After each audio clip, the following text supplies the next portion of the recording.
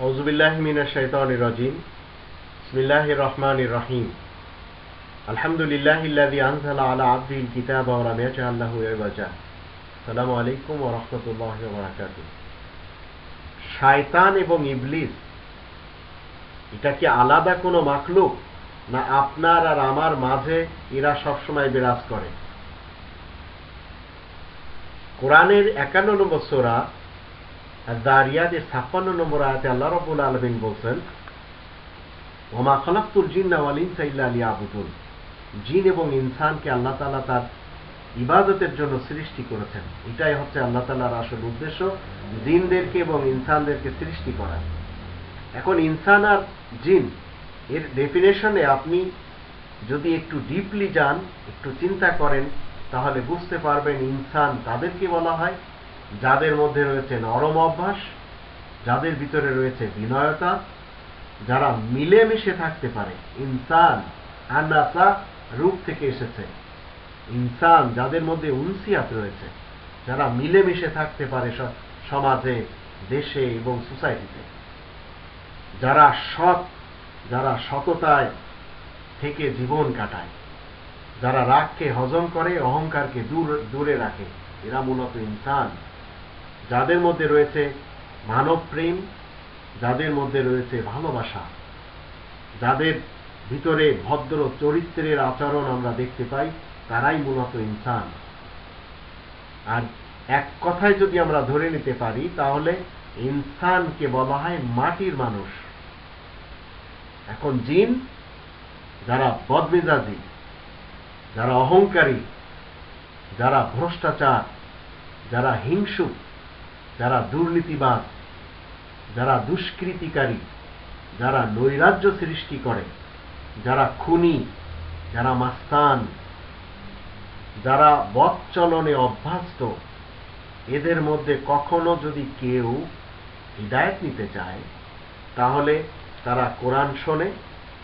কোরআন শোনার পরে তারা বলে, ইন্না সামি'না কুরআনান আজাবা, আশ্চর্য একটি কোরআন আমরা শুনতে পেয়েছি। এদের ভিতর থেকে কিছু লোক সত্য পথে ফেরত এসে মুসলিম হয়, তারপরে আবার নিজ নিজ জাতির কাছে যে, কওমের লোকদের কাছে যে, কবিলাতে যে কোরআনের কথা তারা প্রচার করে।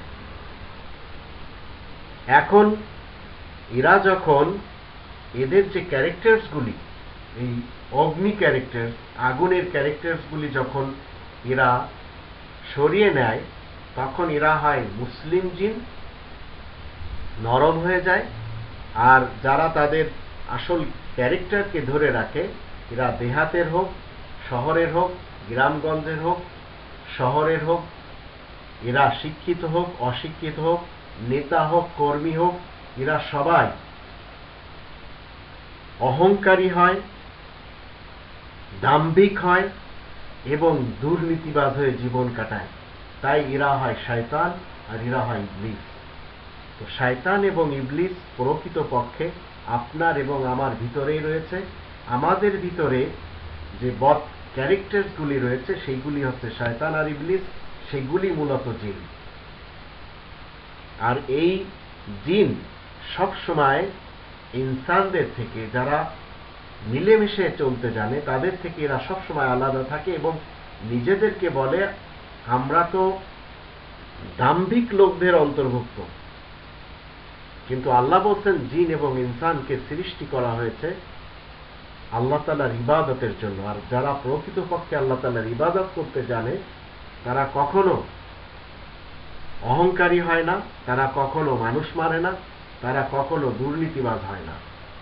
তো জিন এবং ইনসান, যদি আপনি আপনার ব্যক্তিত্বের চাহিদার অনুসারী হয়ে যান, তাহলে আপনি আর ইনসান থাকতে পারবেন না।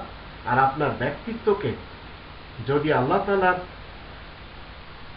যে, আল্লাহ যে চাচ্ছেন, আল্লাহ তাআলার যে আমাদের জন্য তিনি কোরআনের বিধিবিধান তৈরি করে দিয়েছেন, সেই বিধিবিধানের সাথে সম্পৃক্ত করে নেন, তাহলে আপনি হবেন প্রকৃত একজন ইনসান। অন্যথায় গাম্ভীর্য নিয়ে আপনি বসবাস করবেন, আপনার নেতাগিরি দেখাতে থাকবেন, তো আপনি হলেন জিন।